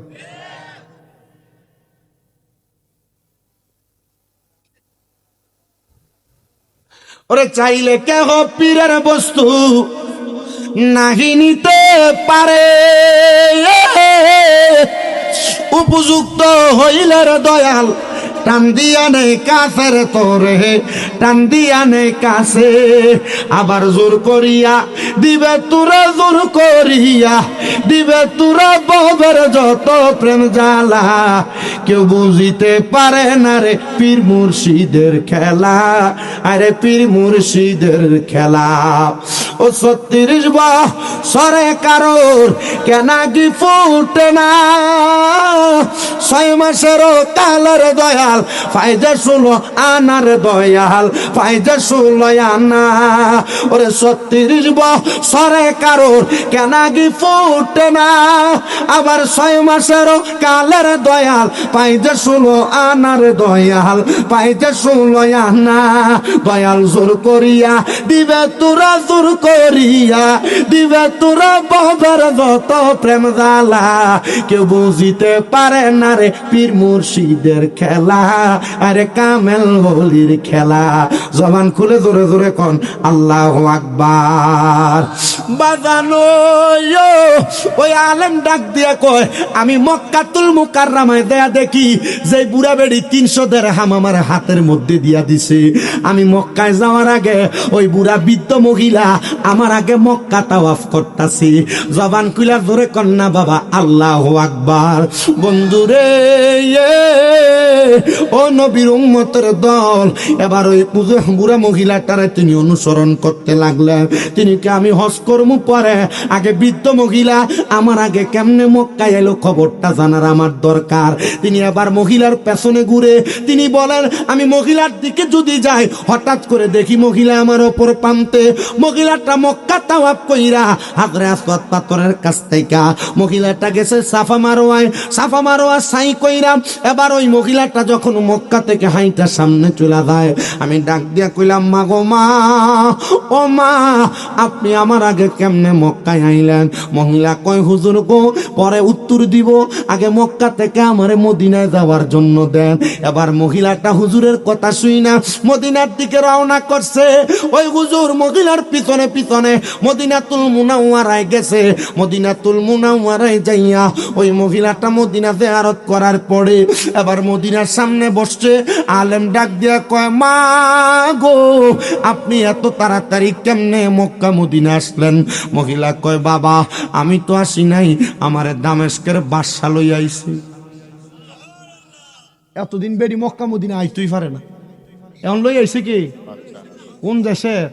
দামেস্কের বাদশা। ডাক দিয়া কয়, মা, কি বলেন? আমি তো আসার সময় বাদশার সঙ্গে দেখা করে আসছি। বলবা বাদশা কোথায়?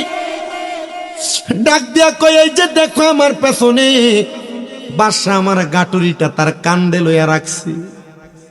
বেটা হইল দামেস্কের বাদশা, কিন্তু গাটুরি কান্দে নিছে হাজী সাহেব।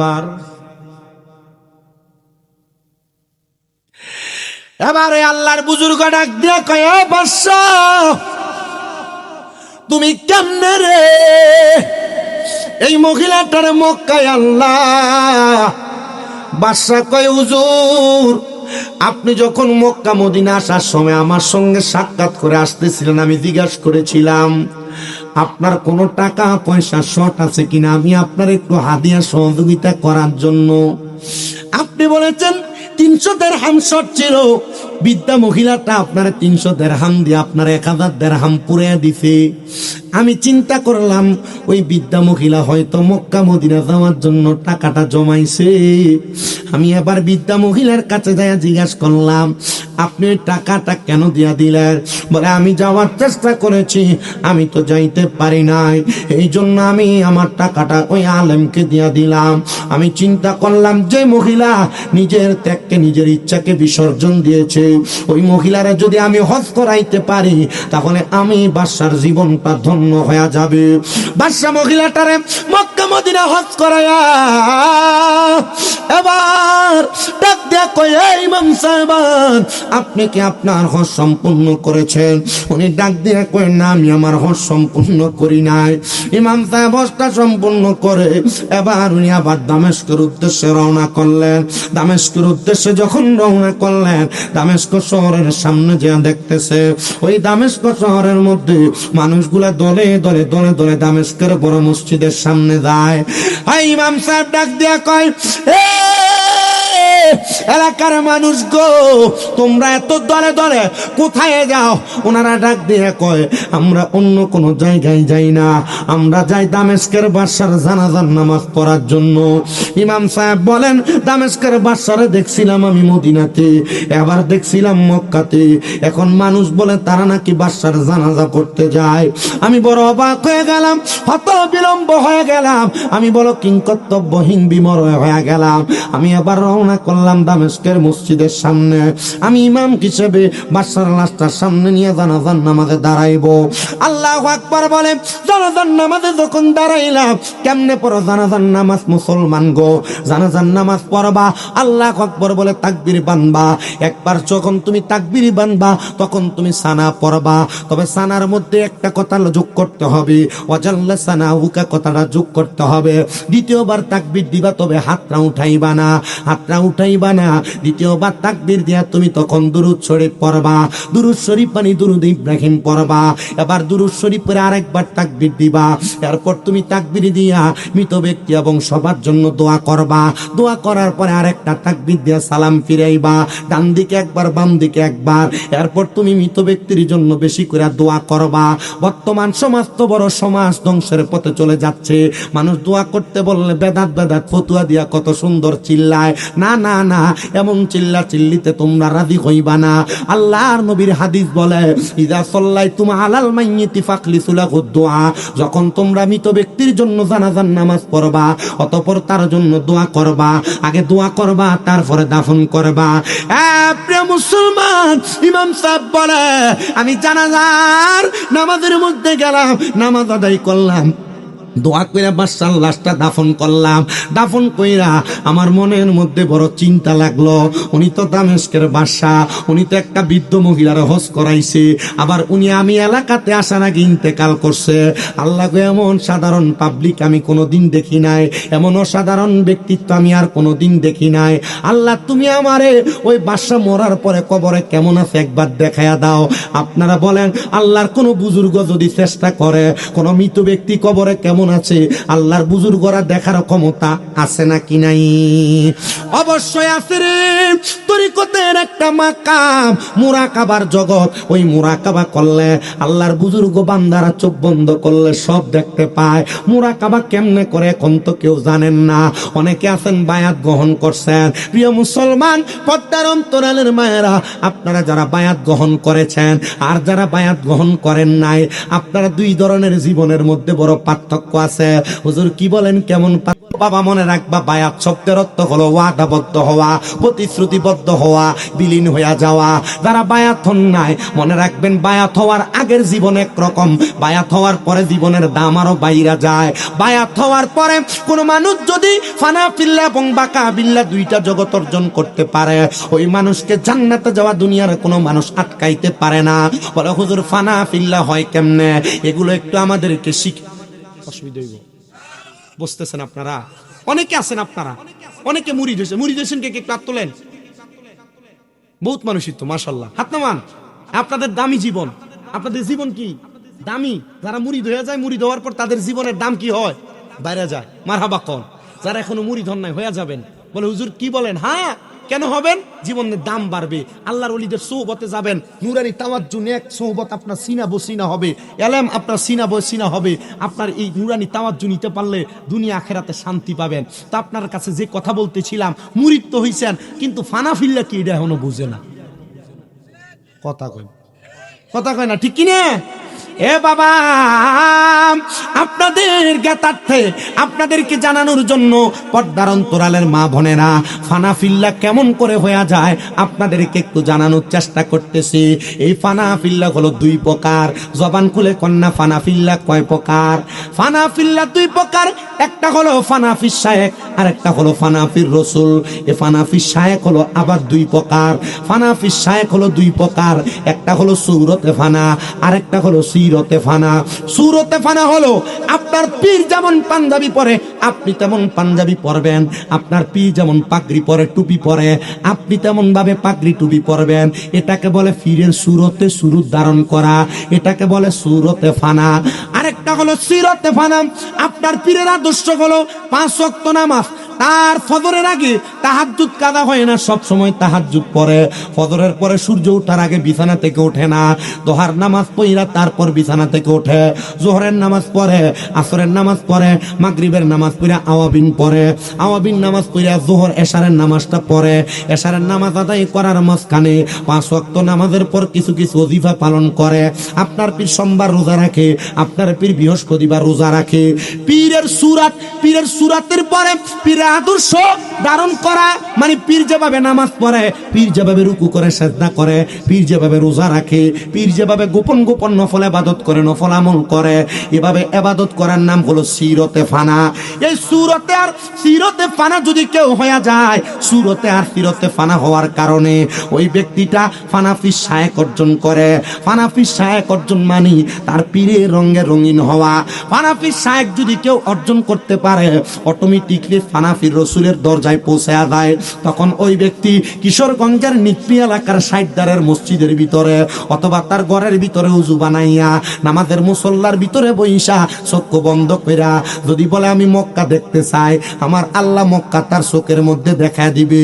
যদি বলে মদিনা দেখতে চাই, তার চোখের মধ্যে মদিনা দেখা দিবে। যদি বলে আমি রসুল দেখতে চাই, সে চোখ বন্ধ কইরা মুরাকাবা করলে, মানে ধ্যান করলে সে মদিনাও দেখতে পাবে। এ মুসলমান ইমানদার, একটু চিন্তা করে দেখো ফানাফিল্লা এবং বাকাবিল্লার জগতে পৌঁছাইতে পারছো কিনা।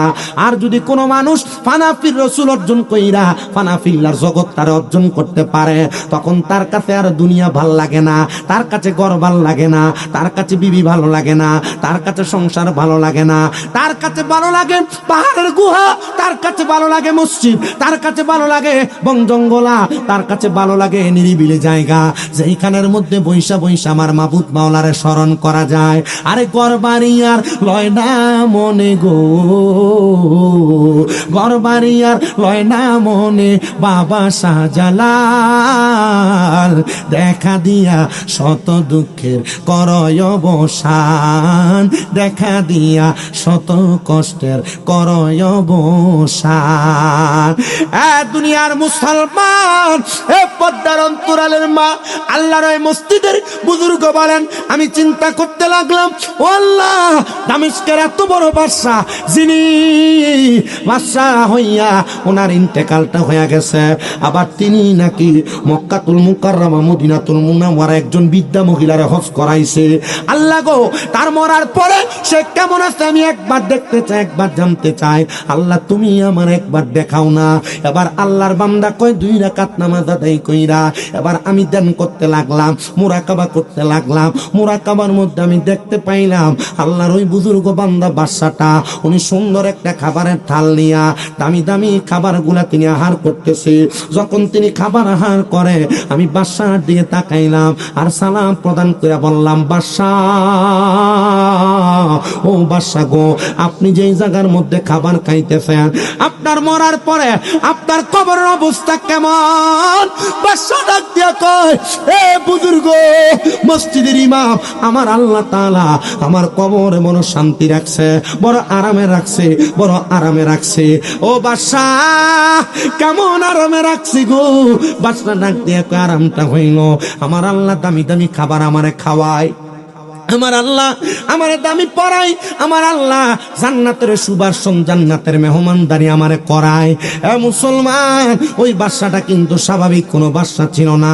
তিনি ছিলেন একজন আদর্শওয়ালা বাদশা, তিনি ছিলেন একজন ন্যায়পরায়ণ বাদশা, তিনি ছিলেন একজন ধর্মপরায়ণ বাদশা, তিনি ছিলেন একজন খোদাভীরু বাদশা। কিন্তু আমাদের সমাজ এমন নিকৃষ্ট, এমন পচা, এমন পচা, এমন পচা, মানুষ বাদশা বানায় কথা সত্য, খবর নিয়ে দেখা যায় মসজিদের সভাপতি বানায় সুদখোরে রে। ঠিক হইল খন না হইল, মসজিদের সভাপতি বানায় সুদখোরে রে, মসজিদের সেক্রেটারি বানায় ঘুষখোরে রে, এলাকার সর্দার বানাই যে বেটা 10 টাকার কাছে বেচা, এই বেটার কথা কয় না, ঠিক কিনা? কি হবে আলেম সেজে সমাজেতে যদি না হক কথা উচ্চ সুরে না বলিতে? চাকরির ভয় করো যদি ছেড়ে দাও ইমামতি, চাকরির ভয় করো যদি ছেড়ে দাও ওই না গদি। কি হবে আল্লাহকে ধোঁকা দিয়ে, কি হবে বেঁচে থেকে অযথা বিদ্যা শিখে যদি না গড়তে পারো সুদবিহীন সমাজটাকে? কি হবে বেঁচে থেকে অযথা বিদ্যা শিখে যদি না গড়তে পারো শোষণবিহীন সমাজটাকে? আপনারা বলেন এমন সুদখোর ঘুষখোর সমাজের মধ্যে আছে না নাই? শুধু আছে বললে চলবে না, অনেকে জোরে আছে কোনে চিন্তা করে, হুজুর সুদখোরের কথা যদি জোরে কই ঠিক গেলে গা হুজুর 10,000 টাকা হাওলাতে লেগে কার কাছে যান? এমন বহু মানুষ আছে। এ বাবা, আপনি জালডারে জাল বলা লাগবে, মিষ্টিডারে মিঠা কন লাগবো, তিতাডারে তিতা বলা লাগবে। আপনারা জবানটা খুলা কোন এমন সুদখোর নিকটি এলাকায় আছে না নাই? আস্তে কইছে জোরে কোন আছে না নাই? বলে হুজুর কেমন সুদখোর আছে? আমি একটা উদাহরণ দিয়া দেই। স্বাভাবিকভাবে দেখবেন 1 লাখে বছরে 30,000 কইরা কইরা খায়, এমন বহু সুদখোর সমাজে। কথা কই না? এ ভাই, শুধু এমন সুদখোর না, আগে তো বেড়া মানুষ খাইতো সারা গেছিল, এখন বেরিয়ে তো বাড়ি বাড়ি সুদের টেহা লাগায়। যদি জিগায় চাচি 10,000 টাকা দেওয়া যায়নি, একটু দেখেন না চেষ্টা কইরা। বেডি কয় আমার কাছে তো নাই, আমার বইনে দিছিল তাই টেহাডি একটু সাইলা দিবার লাগিয়া, এ টেহাডি লাইরা সাইরা খায়। এ বেডির এমন বইনের নাম দিয়া সুদের উপরে টাকা লাগায়। আপনারা কন এমন বেডিয়ে তো সমাজে আছে না নাই? এ মুসলমান, এ নিকলি এলাকার 60 মানুষ শোনো রে, শুধু এমন সুদখোর না, আর একটা সুদখোর আছে তোমার এলাকায় যেটারে ডিজিটাল সুদখোর কয়। বলে হুজুর ডিজিটাল সুদখোর বলে কাহাকে? দেখবেন সরকারি চাকরি করার পরে পেনশনের টাকা পাইয়া জায়গা জমি বেচা 10-20 লাখ টাকা একলগে কইরা ব্যাংকের মধ্যে ফিক্সড ডিপোজিটের নামে FDR এ 10 লাখ টাকা রাখা দেয় 10 বছরের জন্য। ও বাবা, 10 লাখ টাকা 10 বছরের জন্য রাখে। চা দোকানে বইয়া দেখবেন ফা ডুলে ডুলে চা খায়, এবার আর কোনো কাজ কাম নাই, দোকানে বয়া বয়া মানুষের গিবত করে। যদি জিগাই ও কাকা আপনি তো কোনো কামাই রুজি করেন না, চলেন কেমনে? বেটা ডাইরেক্ট জবাব দেয় আল্লাহ চালায়। অথচ আল্লাহ চালায় না, বেটা ব্যাংকের থেকে মাসে মাসে সুদের টাকা তুল্লা তুল্লা খায়। আপনারা কোন মুসলমান এমন সুদখোর সমাজে আছে নাকি নাই? এ বাবা শুনো, অন্তরের কান লাগে শোনো গো। আরেকটা সুদ তোমার বউ তোমারে ফার্ম দিয়া দিয়া খাওয়ায়। হুজুর কি বলেন? আমার বউকে আমারে ফার্ম দিয়া সুদ খাওয়ায়। হ্যাঁ দেখবা তোমার রাত্রবেলা কত সুন্দর কানের মধ্যে বলে, এ স্বামী তুমি যে যা কামাই করো সব খরচ করে ফালাও। স্বামী গো এত খরচ করো না, এত খরচ করো না, আমরা ছেলে মেয়েগুলার তো একটা ভবিষ্যৎ আছে, চলো আমরা ব্যাংকের মধ্যে একটা ডিপিএস করি। এমন ডিপিএস এর নাম দিয়া মাসে মাসে 500-1000 করে জমা রাখা 3 বছর 3.5 বছর পরে ডাবল উঠানের লোভে এমন ডিপিএস মার্কা সুদখোর সমাজে আসেনি। এখন কালা নিজে জোরে কইতো না, কারণ জোরে কইলে নিজের গায়ে ওয়াজ করবে। অনেকে তলে তলে করে রাখছে সুদ। মানে যে চা দিতেছো না, আসলে আমি চা খাই না ওয়াজ অবস্থা। কেন খাই না? যে আপনার লালুসি কিন্তু অনেকে চা খাওয়ানোর টক হয়, মানে ওয়াজটা ফালাই দিয়ে যাই মনে কষ্ট নিয়েন না, বুঝছেন নি হুজুর আমি কি কইছি? মানে আমরা খামু, এরা লালুস লাগবো। ওই যে বেড়া থাকি কই যান, ওই চা খাইব, এটা বুঝি আমি। মাহফিল উপলক্ষে দোকান বন্ধ, এই তুই আর চাটা নিস না আবুদ্দা। আপনাদের কি কষ্ট হইতেছে? সুদখুরের কথা কইতেছি যে বেজার হইতেছেন। কালকে সুদখুরটি নিকলি 60 দারের দোকানে বই থাকতো না, কারণ দোকানদার চা বাইরে ব্যবহার করবো, এই স্বামী মিলে কি একটু ওয়াজ করে দিয়ে গেছে রে, লগে দিয়ে আরেকটা বইয়ে গুতে দিব, কবো হ্যাঁ সুদখুরটি রে কেঁচা দোয়া দুইস রাইয়া সুদখুরটা একটা চা অর্ডার দিবে, উঠতে দৌড় মারবো। ও রে এটা আমারে কয় রে, ঠিক কিনা? বাবা রে সুদ খায়ও না, এটা খাইলেই অসুবিধা। সুদে গোসা জীবন কাটে, কপালে তার দাগ, মক্কাতে যায় হজ করিতে লাগায় হাজি সাপ। সুদে গোসা জীবন কাটি, কপালে তার দাগ, মক্কাতে যায় হজ করিতে লাগায় হাজি সাপ। আবার চা দোকানে বৈশা হাজি টেলিভিশন চায়, হায় রে চা দোকানে বৈশা হাজি টেলিভিশন চাই। উচিত কথা কইতে গেলে মোল্লার চাকরি না। এ মুসলমানেরা, আমি আপনাদের গাতার্থে আপনাদেরকে জানানোর জন্য আমি এই সুদখোরগুলার কথাটা বলছি। তো কেন বলছি একটু মনোযোগ দিয়ে শুনেন। সুদখোররা কি শাস্তি পাবে না? আল্লাহ নবী বলে হ্যাঁ পাবে। নবী গো কোন শাস্তিটা পাবে? একটা বার আপনি বলেন না, নবী আমার বলেন সুদখোরেরা যে শাস্তিটা পাবে সেটা বড় মারাত্মক। নবী গো কেমন মারাত্মক? আমার নবী কয়ে সুদখোররা মারা যাওয়ার পরে এদেরকে যখন কবরে নেওয়া হবে, কবরে নেওয়ার পরে এদের ডাইরেক্ট ঠিকানা হবে জাহান্নাম। বলেন না ডাইরেক্ট ঠিকানাটার নাম কি জান্নাত না জাহান্নাম? ডাইরেক্ট ঠিকানা জাহান্নাম। এ সুদখোরেরা যারা সুদের টাকা দিয়া ঘুষের টাকা দিয়া দামি বিল্ডিং বানাইছো, সমাজে বড় বড় কথা বইলা মানুষের উপর অত্যাচার অনাচার করো, সুদ খাইতে পারবা, কবরের কঠিন শাস্তি তুমি সহ্য করতে পারবা না।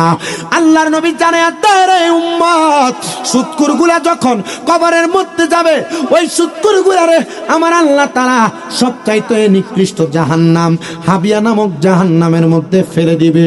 ওই হাবিয়া নামক জাহান্নামের মধ্যে যখন সুদখোরগুলাকে ফেলে দিবে, আমার আল্লাহ তাআলা সর্বনিম্ন কমপক্ষে একটা হারামখোর সুদখোরকে সর্বনিম্ন 3000 বছর জাহান্নামের আগুনে জ্বালাইব।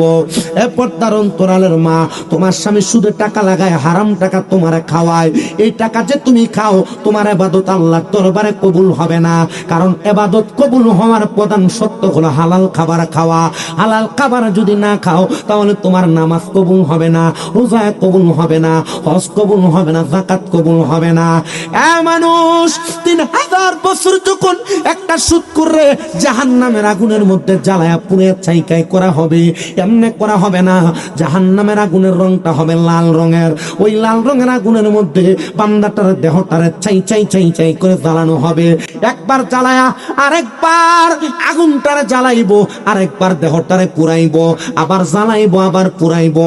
যখন বান্দারে এতবার জ্বালাইবো 1000 বছর হওয়ার পরে এবার জাহান্নামের আগুনের রংটারে আমার আল্লাহ তাআলা সাদা ধোঁয়াযুক্ত আগুন বানায় দিব। ওই সাদা ধোঁয়াযুক্ত আগুনের মধ্যে বান্দাটারও 1000 বছর জ্বলবে। এবার আগুনের রংটারে কালো ধোঁয়াযুক্ত বানায় দিবে। ওই কালো ধোঁয়াযুক্ত আগুনের মধ্যে বান্দারও 1000 বছর জ্বলবে। মোট 3000 বছর জাহান্নামের আগুনের মধ্যে যখন জ্বলবে, আগুনের মধ্যে জ্বলার পরে ওই বান্দাটারে তাকাসুর নামক একটা জায়গার মধ্যে দাঁড় করিয়ে দিবে। ওই তাকাসুর নামক জায়গার মধ্যে যখন দাঁড়ায় যাবে রে মুসলমান, ওই বান্দাটা তখন আফসোস করবে আর 3 বার বলবে মোহে পানি, মোহে পানি, মোহে পানি বলে 3 বার চিৎকার করবে। সাহাবায়ে কেরাম কান্দে আর ডাক দিয়ে বলি ইয়া রাসূলুল্লাহ, তখন কি ওই বান্দাটারে পানি দেওয়া হবে না? নবী আমার বলে দিবে, দিবে রে। দুনিয়ার কোন সাধারণ পানি ওই বান্দাটারে দেওয়া হবে না। নবীজি কেমন পানি দেওয়া হবে নবী আমার জানায়া দেয়। যখন তারে পানি দেওয়া হবে, একটা লোহার পাত্রে আগুনের মধ্যে গরম করলে একটা কয়লা যেমন লাল টকটকে হয়ে যায়, ওই লোহার পাত্রটার এমন গরম করা হবে। অন্যান্য জাহান্নামীদেরকে জাহান্নামের আগুনের মধ্যে জ্বালায়া পুড়ায়া যেই রক্ত পুঁজগুলা জমা হয়, ওই রক্ত পুঁজগুলা বান্দারে দেওয়া হবে পান করার জন্য। তিরমিজি শরীফের হাদিস বলে ওই রক্ত পুঁজগুলার নাম হলো তিনাতুল খাবাল। ওই তিনাতুল খাবাল দেওয়া হবে বান্দারে পান করার জন্য।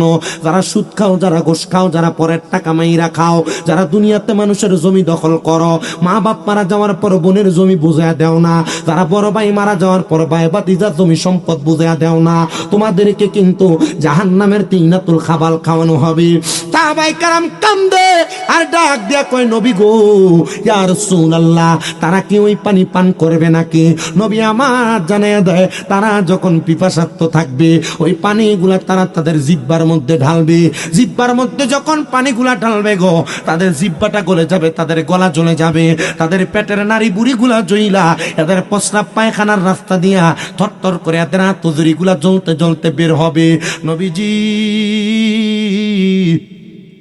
এমন কঠিন যন্ত্রণা আমরা পাইতে চাই না, এমন কঠিন যন্ত্রণা আমরা পাইতে চাই না। বলে তাহলে তোমরা ওয়ালা তাকুনু, তাদের মতো হইও না, কাল্লাযিনা জাহারা নাসুল্লাহ ফাআনসাহুম আনফুসাহুম উলাইকা হুমুল ফাসিকুন। যারা নিজের কথা ভুলে গেছে, এরা নিজের কথা বুইলা আমল আকলাক ছেড়ে দিছে, তাদেরকে আমি আল্লাহ তাআলা নিজেই ভুলে রাখছি। দেখবেন যাচাই করে, যারা নামাজ পড়ে না এরা জানে নামাজ না পড়লে গুনাহ হয়, যারা সুদ খায় এরা জানে সুদ খাইলে গুনাহ হয়, তবুও খায়, তবুও নামাজ ছেড়ে দেয়। সামনে রমজান মাস আসতেছে, রমজান মাস অনেকে আছে রোজা রাখে না, বহু বৃদ্ধ বৃদ্ধ মুরব্বী বয়সের আছে, এরা রমজান মাস আসলে এদের গ্যাস্ট্রিক দেখা দেয়, রমজান মাস আসলে ডায়াবেটিস দেখা দেয়। সুন্দর চলে, খেতে গাছটা ঠিক মতোই কাটতে পারে, রমজানের রোজাটা রাখতে পারে না। 60 দোকানের ভিতরে লাল ফট্টা লাগায়া, গামছা লাগায়া, কাপড় দিয়া ঘুমটা দিয়া দিয়া মানুষ দেখবো মনে কইরা দোকানের ভিতরে যা চা পান সিগারেট খায়। এ মুসলমান, দুনিয়ার মানুষ তোমাকে দেখবে, এটা চিন্তা করে তুমি দোকানে পট্টা লাগায়া রমজান মাসে যে খাইবা, তোমার কি একটু লজ্জা লাগে না? তোমার কি একটু শরম লাগে না? দুনিয়ার মানুষ দেখবে তুমি এটা নিয়ে চিন্তিত হও, কিন্তু দুনিয়ার মানুষের যেই খোদা, ওই খোদা লামোকানে বৈশা তোমারে দেখতেছে। ওই খোদা কিন্তু ময়দানে মাশরে হাজার হাজার লক্ষ কোটি মানুষের সামনে, তোমার সন্তানের সামনে, তোমার মার সামনে, স্ত্রীর সামনে, তোমার মেয়ের সামনে, বন্ধু বান্ধবের সামনে তোমার বেরোজগার বলে ডাক দেওয়া হবে। কেন রে তুমি রমজানের রোজাগুলা ছেড়ে দাও? আমার বুঝে আসে না। আল্লাহ তাআলা জানিয়ে দেয়, বান্দা, ইয়া আইয়ুহাল্লাযীনা আমানুত্তাকুল্লাহা ওয়াল তানজুর নাফসুম মা কদ্দামাত লিগাদিন ওয়াত্তাকুল্লাহা ইন্নাল্লাহা খাবীরুম বিমা তা'মালুন। আল্লাহ কয়, দুনিয়ার যারা ঈমানদার, তোমরা আমি আল্লাহকে ভয় করো। ওয়াল তানজুর, তোমাদের প্রত্যেকের তাকানো উচিত, নাফসুম মা কদ্দামাত লিগাদ, তোমাদের পূর্ববর্তীদের দিকে তারা তাদের আগের জন্য কি প্রেরণ করেছে। ওয়াত্তাকুল্লাহা, আল্লাহকে আবার তোমরা ভয় করো। ইন্নাল্লাহা খাবীরুম বিমা তা'মালুন, আলিমুন, নিশ্চয় আল্লাহ তাআলা তোমাদের অন্তর সকল খবর সম্পর্কে জানে। ও আল্লাহ, আমাদের পূর্ববর্তীদের ভিতরে ভালো ছিল, খারাপও ছিল। বলে হ্যাঁ হ্যাঁ হ্যাঁ, আমার আল্লাহ তাআলা ভালো খারাপের জন্য দুইটা জায়গা নির্ধারণ করেছে। আল্লাহ কি নির্ধারণ করেছেন গো আল্লাহ? আমার আল্লাহ জানায়া দেয়, লা ইয়াস্তাউই আসহাবুন নারি ওয়া আসহাবুল জান্নাহ, তারা জান্নাতি আর যারা দুজকি তারা একরকম না। আল্লাহ কারা কারা কারা উত্তম? আল্লাহ কয় আসহাবুল জান্নাতি হুমুল ফাইজুন, যারা জান্নাতি তারা হলো সফল কাম। দুনিয়ার মানুষের দল, আমি সবার কাছে আবদার করি, জীবনের গুনাহ মাফ করানোর একটা মাধ্যম তোমার কাছে সামনে আসতেছে মাহে রমজান। আগামী কালকে মাগরিবের নামাজের আগ থেকে নিজেকে তুমি পরিবর্তন করে ফেলো। রমজানের রোজাগুলা রাখবা, রমজানের রোজাগুলা ঠিকভাবে রাখবা। আল্লাহর নবী জানায়া দেয়, রমজানের রোজাগুলা যারা রাখবে গো, আমার আল্লাহ তাআলা তাদের জন্য স্পেশাল একটা জান্নাত রেডি করে রাখছে। আমি ধন্যবাদ জানাই এই এলাকার যুব সমাজ, যারা এই সাইডার যুব সমাজের উদ্যোগের মাহফিলটা রমজানের একদিন আগে আসার কারণে মানুষের কাছে রমজানের পয়গামটা পৌঁছানো যাবে। আল্লাহর নবী বলেন, দুনিয়ার জমিনের মধ্যে যারা রমজান মাসে রোজাগুলা রাখবে, আমার আল্লাহ তাদের জন্য স্পেশাল একটা জান্নাত রেডি করে রাখছে। নবী গো, কেমন জান্নাত? আমার নবী কই, জান্নাতের নাম হলো রাইয়ান। ওই রাইয়ান নামক জান্নাতের দরজা দিয়া তারা দুনিয়াতে রোজা রাখবে, রোজা ওই জান্নাতের দরজা দিয়া তারা জান্নাতে যাবে। যেই দরজা দিয়া জান্নাতের মধ্যে প্রবেশ করবে, ওই দরজাটার নাম হলো রাইয়ান। আল্লাহর নবী কয়, জান্নাতের মধ্যে শুধু প্রবেশ করাবে না, আমার আল্লাহ তাআলা ওই রাইয়ান নামক জান্নাতের দরজা দিয়া বান্দাটারে স্বাগতম জানায়া জানায়া জান্নাতের দিকে ঢুকাবে। আর যারা রমজান মাসে আপনারা ইফতার করবেন, সাহারি করবেন, আপনারা এমনি এমনি থাকবেন না। আপনাদের কাছে করজোরে আবদার জানাই গো, আপনি যখন ইফতার করবেন, আপনার পার্শ্ববর্তী গরিবের দিকে আপনি লক্ষ্য রাখবেন। আপনি যখন সাহারি করবেন, আপনার পার্শ্ববর্তী গরিবের দিকে আপনি লক্ষ্য রাখবেন। বলে হুজুর কেন গো? আল্লাহর নবী জানায়া দেয়, যখন তোমরা সাহারি করবা, ইফতার করবা, তখন তোমরা গরিবের দিকে নজর করবা। নবী গো কেন? বলে যদি তোমাদের সম্ভব হয়, তোমরা একজন ইফতার রোজাদার ব্যক্তিকে 3টা খেজুর দ্বারা ইফতার করাও। যদি এর চাইতে কম সম্ভব হয়, এক গ্লাস দুধ দিয়া তুমি ইফতার করাও। যদি তার চাইতে কম সম্ভব হয়, একটা গাছ পানি দিয়া তুমি রোজাদার ইফতার করাও। নবী গো আমার কি লাভ হবে? নবী আমার বলে, একটা রোজাদার ইফতার করাইলে সে রোজা রাইখা যে সওয়াব অর্জন করবে, তুমি তার ইফতার করে তার সমপরিমাণ সওয়াব অর্জন করবা। অথবা অনচেত কিন্তু তার আমলনামা থেকে তার রোজার একটু সওয়াব তার থেকে কমবে না। এজন্য আমি আপনাদের সবার কাছে আবদার করব, যেহেতু আগামীকালকে থেকে তারাবি শুরু হয়ে যাবে, আপনারা সবাই মনোযোগ দিয়া শুনেন গো মুসলমান ও ইমানদারের দলেরা। আপনারা নিজেরা এই রমজান মাসে আল্লাহ তাআলা 70 গুণ থেকে 700 গুণ সওয়াব আল্লাহর বান্দাদেরকে দান করে। আপনারা রমজানের সওয়াবগুলো অর্জন করার জন্য রোজাদারদের মাঝে ইফতার বিতরণ করবেন, রোজাদারদের মাঝে সাহারি বিতরণ করবেন। আর সতর্ক করি, রমজান মাসে আপনারা একটা তারাবির নামাজও মিস করবেন না। বলে হুজুর কেন মিস করব না? কারণ প্রত্যেকটা তারাবির নামাজ আপনার জন্য গুনাহ মাফের একটা মাধ্যম। প্রত্যেকটা তারাবির নামাজ আপনার জীবনের পরিবর্তনের একটা মাধ্যম। প্রত্যেকটা তারাবির নামাজে আমার আল্লাহ তাআলার অসংখ্য ফেরেশতারা আপনার জন্য এক একটা পুরস্কার নিয়ে অপেক্ষা করতে থাকে। এ মুসলমানেরা, এজন্য আপনারা তারাবির নামাজটা আদায় করবেন। তারাবির নামাজের দিকে যদি আমরা তাকাই, লক্ষ্য করে দেখা যায় প্রথম দিন মসজিদ একবারে পুরা, 2 দিন 3 দিন 5 দিন যাওয়ার পর মসজিদের মুসল্লি আর 2 কাতারও থাকে না, 1 কাতারও থাকে না। বলে কারণটা কি? কারণটা কি? এরা জবাব দিবে 2 দিন 3 দিন পরে ঈদ আগমন করতেছে, আমরা ঈদের মার্কেটিং নিয়ে ব্যস্ত থাকি। কিন্তু জানো মুসলমান, রমজান মাসে তোমার জন্য বড় একটা আগাম সুখবর। রমজান মাসের শেষ 10 দিন যখন আগমন করত, আম্মা জান আয়েশা সিদ্দিকা থেকে হাদিস বর্ণিত, তিনি বলেন যখন রমজানের শেষ 10 দিন আগমন করত, আমার নবীজি ইজারটাকে, লুঙ্গিটাকে টাইট করে বেঁধে ফেলতেন। ইয়া রাসূলুল্লাহ, এটা দিয়ে আপনি কি বুঝাইলেন? নবী আমার জানায়া দেয়, রমজান মাসের শেষ 10 দিনে যখন লাইলাতুল কদর বেজর রাত্রিতে আগমন করে, ওই বেজর রাত্রিতে আল্লাহ তাআলা বান্দার গুনাহগুলা মাফ করে। বান্দা যেন লাইলাতুল কদরের বেজর রাত্রিগুলাতে আমার আল্লাহ তাআলার বেশি বেশি করে স্মরণ করে, বেশি বেশি করে কোরআন তেলাওয়াত করে, বেশি বেশি করে লাইলাতুল কদরে ইবাদত করে, আমার আল্লাহ তাআলা বান্দাটারে আল্লাহর প্রিয় বান্দা হিসেবে কবুল করে নিবে। কিন্তু সতর্ক আমার পর্দার অন্তরালের মা বোনেরা, রমজান মাসের শেষ 10 দিনে ইবাদত বেশি করবে দূরের কথা, এরা শপিং করা নিয়ে বেশি ব্যস্ত থাকে। হ্যাঁ, ঠিক হইল কোন না হইল?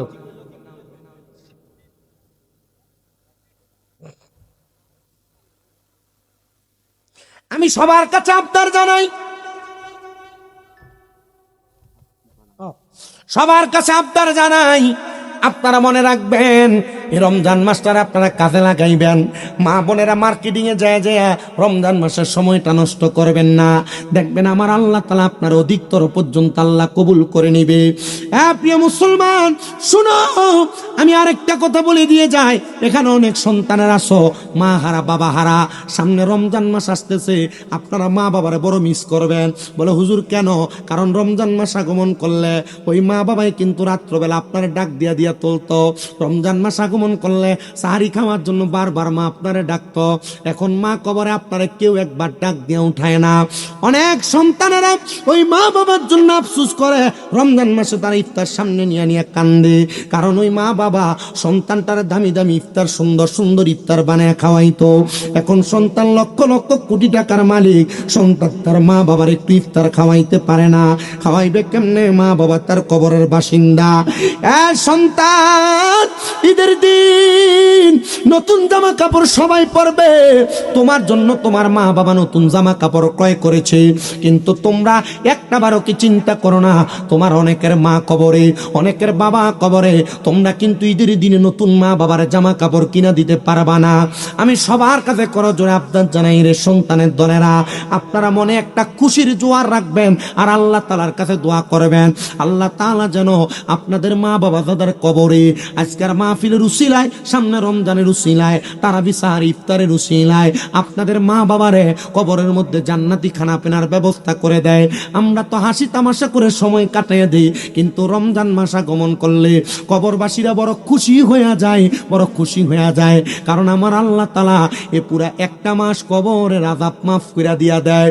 ও সন্তান, আপনাদের যাদের মা কবরে, আমি জানি না কাদের বাবা কবরে, জানেননি আল্লাহর নবী রাহমাতুল লিল আলামিন নবীজির প্রখ্যাত সাহাবী হযরতে সাদ ইবনে উবাদা রাদিয়াল্লাহু তাআলা আনহু বলেন, আমি যখন যুদ্ধের ময়দান থেকে বাড়িতে আসছি, আয়েশা দেখছি আমার আম্মা জান কবরের বাসিন্দা, আমার মা যে তো কবরের বাসিন্দা। আমি আমার নবীজির কাছে যা বললাম, ইয়া রাসূলুল্লাহ, আমি যুদ্ধে থাকার কারণে আমার মা মারা গেছে, আমার মার জানাজার নামাজ আমি পড়তে পারি নাই, এখন যে আমার মা কবরে, এখন যে আমার বাবা কবরে, নবীজি আমার মা বাবা আমার অনেক সম্পদ দিয়া গেছে। ও মায়ার নবী, একটাবার বলেন না আমার যে মা বাবা সম্পদ দিয়া গেল, আমার মা বাবার জন্য আমি সন্তান কোনো কিছু করতে পারবো কিনা? নবী আমার বলে, এ সাহাবী হযরতে সাদ ইবনে উবাদা, তুমি তোমার মায়ের পক্ষ থেকে আল্লাহর রাস্তায়, আল্লাহর রাস্তার মধ্যে সদকা করো।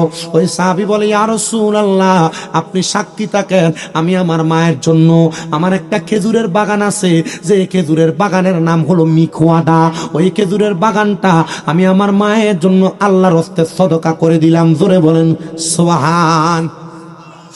আমার নবী ডাক দিয়া কই, এ সাদ ইবনে উবাদা, তুমিও সাক্ষী থাকো, ওই খেজুরের বাগানটা দান করার কারণে আল্লাহ তাআলা তোমার আম্মা জানের কবরের মধ্যে জান্নাতি নিয়ামত দান করবে। পরের দিন সকালবেলা ওই সাহাবী কান্না করতে করতে আমার নবীজির দরবারে, নবীজি আমি স্বপ্ন দেখেছি আমার মা জান্নাতি খানা খাইতেছে। নবী আমার জানায়, সাহাবী শোনো গো, তোমার মা জননী জান্নাতের খানা খাই এই কারণে, গতকালকে সন্ধ্যাবেলা তোমার খেজুরের বাগান থেকে ক্ষুধার্ত ছোট ছোট দুইটা পাখি একটা পাকা খেজুর থেকে একটু আহার করেছে বিদায় আমার আল্লাহ তাআলা তোমার মার কবরে জান্নাতি খানার ব্যবস্থা করেছে। এ আমার নিকলি এলাকার সাইডদার এলাকার বাবাজিরা, বন্ধুরা, আপনারা যারা এখানে বসেছেন পর্দার অন্তরালের মা বোনেরা, আপনাদের অনেকেরই তো মা কবরে, অনেকের বাবা কবরে। মা বাপ যদি বাইচা থাকতো, আপনারা যদি মা বাপরে প্রতি বেলা ভাত খাওয়াইতেন, প্রতি বেলা যদি খানা খাওয়াইতেন, আপনার যদি প্রতি মাসে 2000 করে মার পেছনে খরচ হইতো, আপনার 12 মাসে 24,000 টাকা মা বাবার জন্য লাগতো। আপনার মা বাবার যদি প্রতি মাসে 1000 টাকা করে হাত খরচ দিতেন, তাহলে প্রতি মাসে 1000 করে দিলে 1 বছরে 12,000 টাকা লাগতো। মা কবরে, বাবা কবরে যাওয়ার সময় আপনারে লক্ষ লক্ষ টাকার সম্পদ দিয়া গেছে, জায়গা দিয়া গেছে, যদি না দিয়া যাইতো, আপনি যদি ভাড়া থাকতেন, প্রতি মাসে যদি 5000 করে ভাড়া দিতেন, 12 মাসে 60,000 টাকা ভাড়া দেওয়া লাগতো। আল্লাহ কোন সন্তান জানিয়ে মাহফিলে বসছে, সন্তান লক্ষ টাকার মালিক, কিন্তু মা বাবা কবরে। মা বাপকে চেষ্টা করলে একবেলা খানা খাওয়াইতে পারে না, মা বাপকে চেষ্টা করলে দামি জামা কাপড় কিনা পরাইতে পারে না। একজন সন্তান কি দাঁড়ায় বলবা হুজুর আমার মা কবরে, আমার আব্বা কবরে, আমার মা বাবা আমার সম্পদ দিয়া গেছে, টাকা পয়সা দিয়া গেছে, আম্মা আব্বার জন্য দোয়া চায়, আমি আমার আম্মা আব্বার জন্য আগামী বছরে মাহফিলের মধ্যে 10,000 টাকা এক নম্বরে দান করে দিব। একটা সন্তান যদি তাকায় মা বাবার জন্য 5,000 টাকা এক নম্বরে দান করে দিবে, পারলে নগদ দিবে, না পারলে আগামী বছর মাহফিলের মধ্যে দিবে।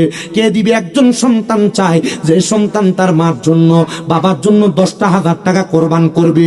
বলে হুজুর